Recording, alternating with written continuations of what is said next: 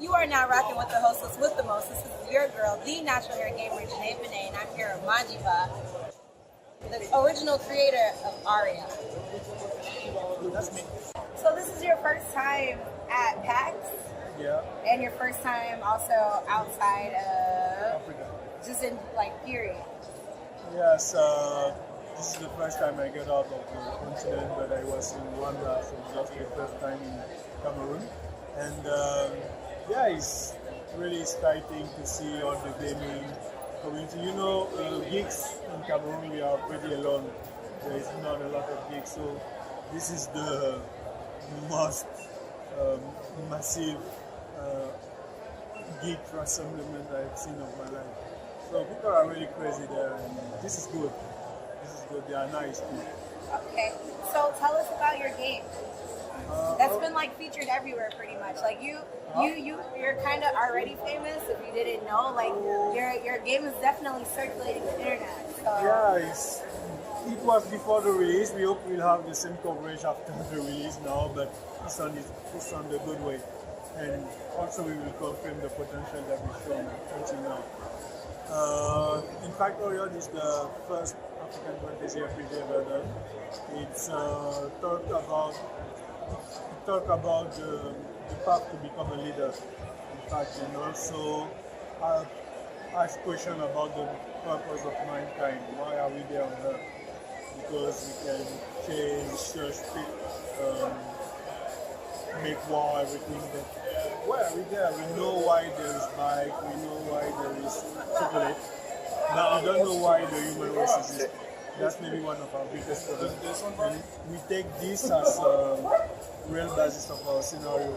You will see that in the previous communication we already talked about the fact you will regain the throne, but that's just the beginning of the story. That's not the real story. So you also said that the story is about like kind of finding a path to our inner self, right? Like that's another big part of it. Yeah. So how did you come up with the name? The name Aurion has no story. In fact, I was in my bedroom when I was a student at college, University of Yaoundé 1. And when I started to think, I want to make a game. So I was through the tutor. I was like looking the roof and I love the sound. I started to make words with this like Aurionic, Aurion. I like the sound, and you know, it's like a soulmate meeting when you have a project. You feel it. That's how you also pick the names. Can you go through a couple names of the characters and protagonists? The name of Enzo Coriolan is the name of the main protagonist, the King of Zama. Designed always because I like the sound. The Enzo credit in 2003, I found it very cool. And Coriolan, it's something heroic, I don't know how to say it.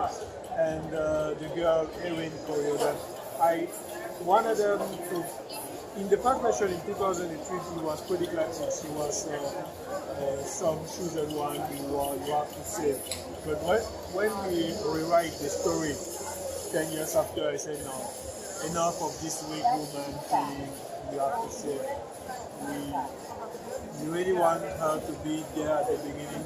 We don't want to show another love story about, did you love me, did you love me? At the beginning of the game, they are married. End of cliche. Nice. You have, but it's pretty more interesting to read about the struggle of the marriage in front of the game struggle, the game quest. And they have their phrase, we must stay the better facing the worst, not the better in the world, not the better facing the worst. That's their motto as lovers. Okay, so what inspired? Oh, first of all, where does this take place? Is it somewhere specifically in Africa, or? No, the game is not even on Earth, not even in this galaxy, not even in this universe. We create a complete new universe, a complete new Big Bang, a complete new gods, a complete new cosmogony, completely. So, but you imagine it the world based on African myth, African philosophy.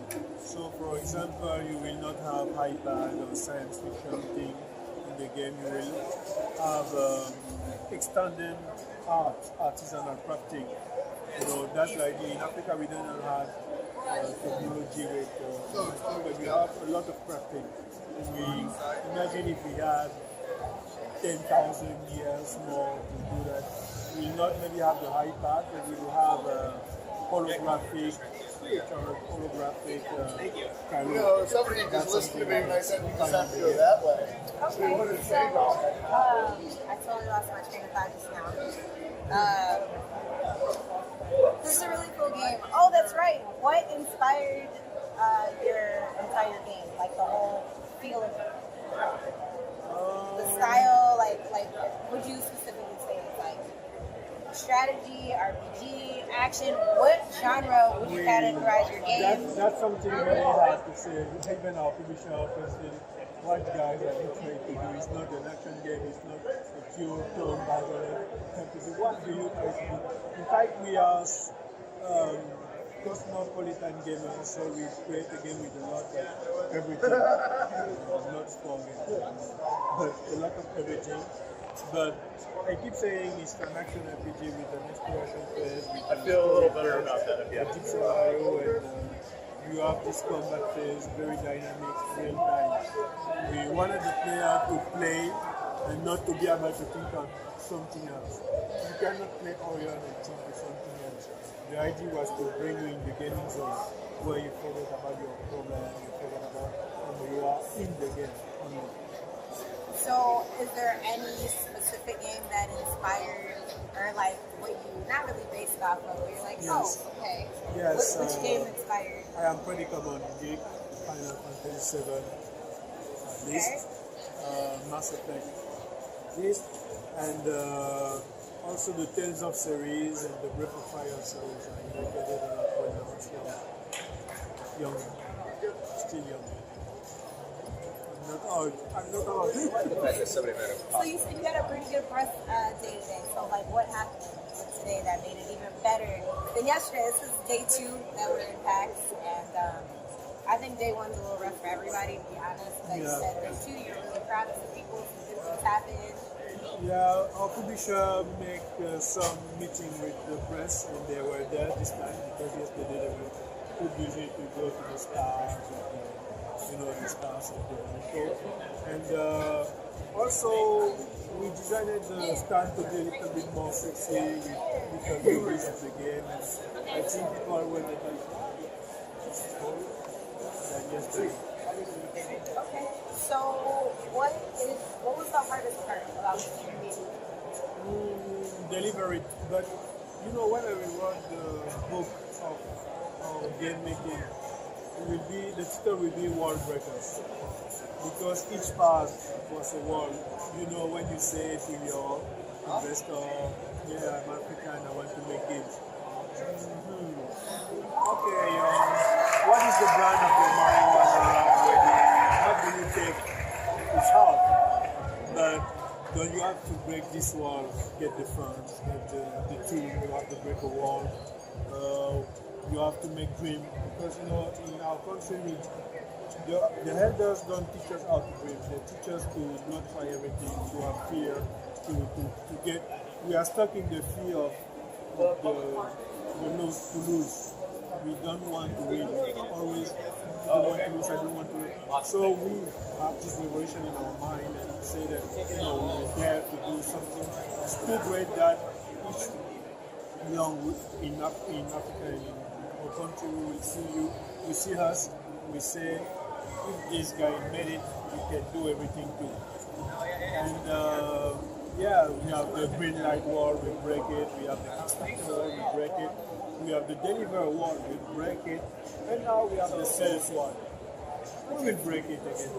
Already almost broken, right? Like you're doing super well already. Like I heard of it before I even got here, and then when I saw it, I was like, oh my gosh, that's a game that I've been seeing everywhere. So about the lore, is it like any specific part of Africa, or is it just like we take a little bit of everything. Africa is so huge. We have no unique culture. We have this is serious. Only in Cameroon we have 250 ethnicities. So you imagine the potential when you want to take something in the west, you take something in the north, you take something in the south, you don't have the same thing. So you have this tremendous potential Eldorado for imagination. And we want to inspire other creators to use it too. Not only Africa, but the big creative identify American developers to say, yeah, we keep hero things. That's the point. We have done manga, we have done comics. We can do that. This is the sharing thing. I'm sorry. No, it's okay. It's the life. Calm down. Yeah, no, I was just what Super saying. I'm definitely not editing that part out because I was like, why do you think it's important to have African representation or any type of person of color representation within the mangas, within the comic books, within the community? In fact, I think the main challenge is not to ask to the others to make us in the product. I think most of the characters are not racist. I hope, but I think so.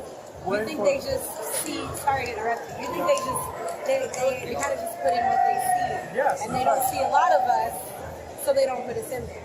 Yes. Okay, I think I don't really love when we try to have a black Sutana and a black. No, I think we are better than that. Why asking the others to blackize their creation? We have to create our own. We have to create our own hero based on our own way to create hero. You don't have to create another black hero who gets the superpowers by the science hero like the all from his family. No, you can think in your own fantasy like you did, or another way, because like I said, Africa is so huge that you can have a lot of new things, and that's what we want to see. Okay. I really appreciate the interview. I definitely can't wait to post this. I am going to show you guys a little bit of gameplay later on. It's really smooth. It definitely has like a Street Fighter feel to it when you're fighting, which is, very old school for me, and I love it. And I know you didn't say that was a part of one of the games, but like when I was playing, it was just really amazing. It's kind of like the combos and there's a piece. I sound like a really good dancer. There was a piece that I really liked that you said.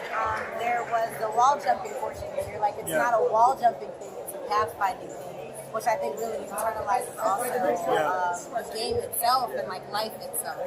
So I like playing Aurion. Yeah. I really like playing it, and I can't wait to fully get converted into this, work through it, feel through it. I think that's one of the games that you're really going to get like a life lesson from. And I hope maybe one day you will be able to make a cosplay of the Queen of Zama. Yeah, no, I am. And I'm putting this on camera because I was going to ask you, how would you feel if you saw somebody? I wasn't able to cosplay. I came all the way from Colorado. But I thought it was really interesting. Any time I see a black female character, that's who I want to go as. So I'm definitely going to do it at one of the Just send us the picture. We will share it around the world. Of course. And then I'll be even more famous than I am now. But I really appreciate you taking the time to. Thanks a lot too. Talk to me and give me this interview. The game is awesome. It's really smooth. I know the graphics got upgraded from your first try. Yeah. So the graphic, it's gorgeous. The game is 100%. Thanks. Okay. Bye. All right, you guys. Thanks for watching. I really appreciate you tuning in to watch it. Seriously, you get a chance to play it. It's on Steam right now. Go ahead and play Aurion. It's a super lit game. I am deeming it as lit. You get 3 lights for me. Lit, and lit. You know what I mean? But yeah, it's available. I'll definitely post the link below, and you guys have to go check it out. All right, until next time.